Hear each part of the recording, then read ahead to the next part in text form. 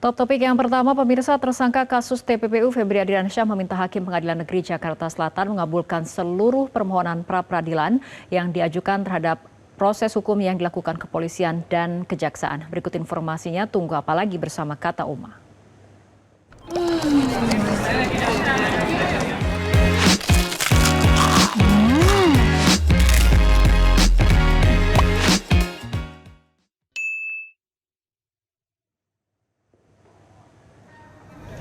Dalam pra-peradilan ini, Febri Ardiansyah selaku termohon mengajukan 14 petitum, mulai dari penerbitan surat perintah penyidikan, penggeledahan dan penyitaan di rumahnya di Sentul, penetapan tersangka hingga pencekalan.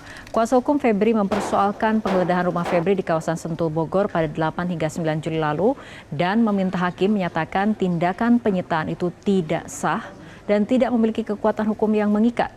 Tim hukum Febri juga meminta hakim untuk membatalkan penetapan tersangka serta mengembalikan barang milik Febri dan keluarganya yang telah disita. Kalau saudara tidak keberatan dan bisa maklumi dan perlu dicatat tidak akan menjadi persoalan dalam persidangan. Betul, sudah menjadi atas objek tindakan upaya paksa yang dilakukan oleh termohon 1, termohon 2 dan 4. NPS Muhammad Pansi Salim dan kawan-kawan. Identifikasi ada indikasi 30 pelanggaran hukum acara dan prinsip-prinsip due process of law. Nah, 30 inilah tentu yang akan diuji lebih lanjut.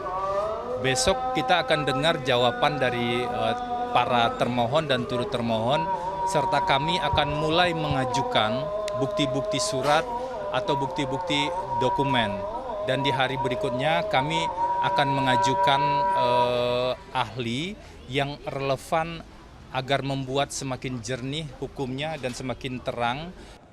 Sebelumnya, Kejaksaan Agung memastikan penyidikan kasus Febri dilakukan secara profesional, akuntabel, dan tetap menjunjung tinggi asas praduga tak bersalah. Kapus Penkum Kejaksaan Agung Anang Supriyatna menyatakan penyidikan dilakukan dengan detail dan penuh kehati-hatian lantaran penyidik menghadapi mantan pendekar hukum. Tidak semua terkait materi pokok perkara kita ungkap, karena itu nanti kita ungkap di persidangan. Kalau masih dalam penyidikan materi pokok perkara sudah diungkap, nanti yang kita hadapi kan mantan pendekar hukum, ya kan, harus kita hati-hati. Strategi penyidik lah itu, silakan nanti. Yang jelas kita terbuka dalam hal, tetapi terkait materi perkara, mohon maaf saya tegaskan, bukan kami tidak terbuka. Kan beredar di medsos seolah-olah kita tidak terbuka begini. Materi baru nanti diungkap di persidangan. Kalau sekarang sudah dibuka semua, nanti antisipasilah pihak-pihak para tersangka, mengantisipasi langkah-langkah untuk mengamankan, ya.